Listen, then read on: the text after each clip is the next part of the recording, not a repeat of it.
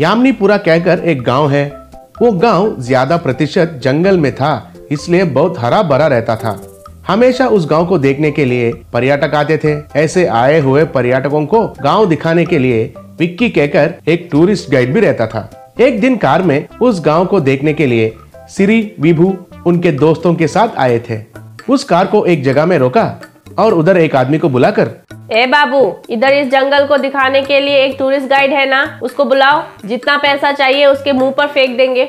देखिए, मेरे सामने आप पैसे फेंकेंगे, इस तरफ घमंड से बात करो, कोई बात नहीं, लेकिन हमारे विक्की के सामने ऐसे बात मत करना, उसे बहुत गुस्सा आता है। ठीक है हुजूर, आप विक्की महाजन को बुलाइए, हम उसे देखकर प्रसन्न हो जाएंगे। और सब लोग हंसने लगे।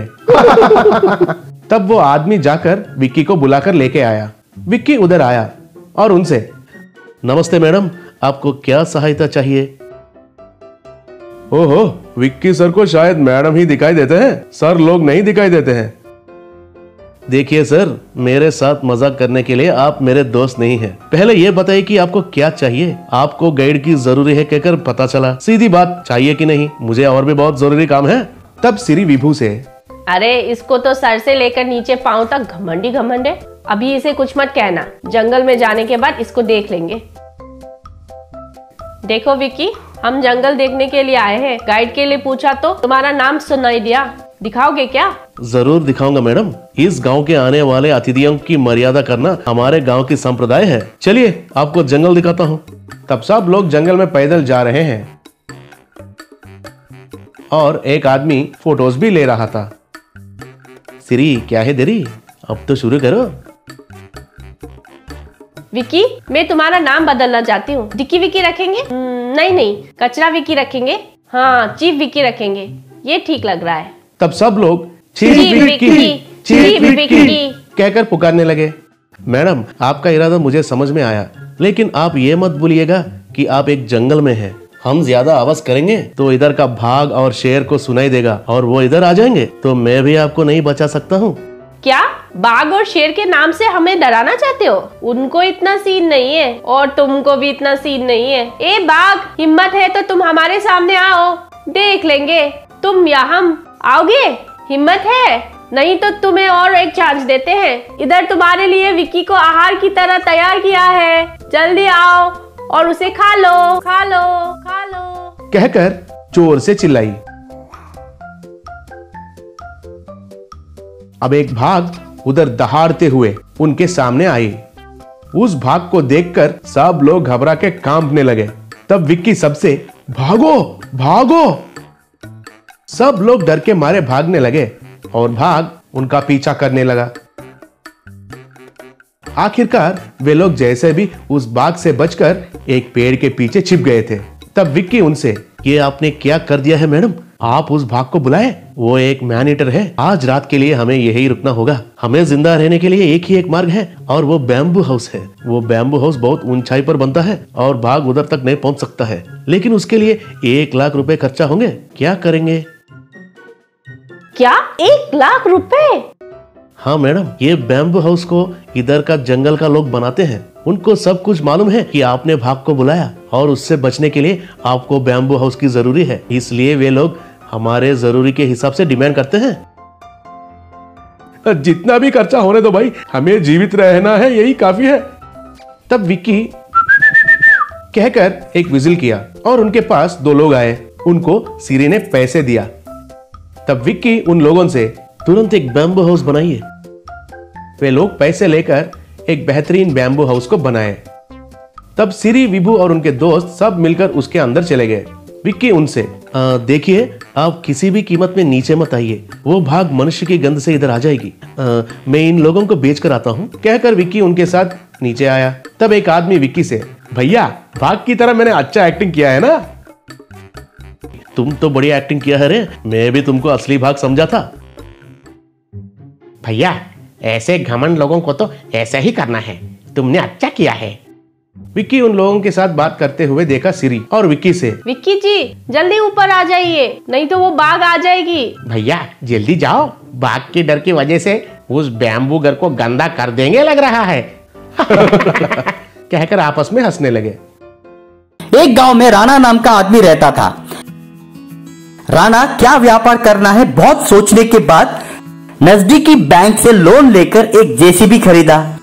राणा की पत्नी शीतल उस जेसीबी के टायर के नीचे नींबू रखा। राणा उसे कुचलकर उसका व्यापार शुरू किया। राणा कुछ दिन उसका जेसीबी को सेंटर में रखकर सभी को पैम्पलेट बांटा, फिर भी एक भी बुकिंग नहीं आया। कुछ महीनों के बाद शीतल, क्यों जी, जेसीबी बिजनेस अच्छा है सोचकर इतना खर्चा करके खरीदा, अभी तक एक भी बुकिंग नहीं आया। बाजू के बैंक में से ईएमआई बोरो करके नोटिस पे नोटिस आ रहा है जी, अभी क्या करेंगे जी? इस गांव में एक भी नया घर नहीं बन रहा है, सभी लोग पुराने घर में ही रह रहे हैं। इस गांव में ही नहीं बल्कि आजू बाजू के सभी गांव घूम कर आ चुका हूँ, कहीं पे भी रोड या कोई फ्लाईओवर नहीं बांध रहे। उनके ऊपर भरोसा करके जेसीबी खरीदकर पूरी तरह से डूब गए। अभी इसे आधे दाम में ही खरीदने वाला भी कोई नहीं है। क्या करना है मुझे कुछ समझ में नहीं आ रहा है। जेसीबी सिर्फ कंस्ट्रक्शन के कामों में ही उपयोग आता है जी, और किन किन कामों में इस्तेमाल हो सकता है वो थोड़ा सोचिए।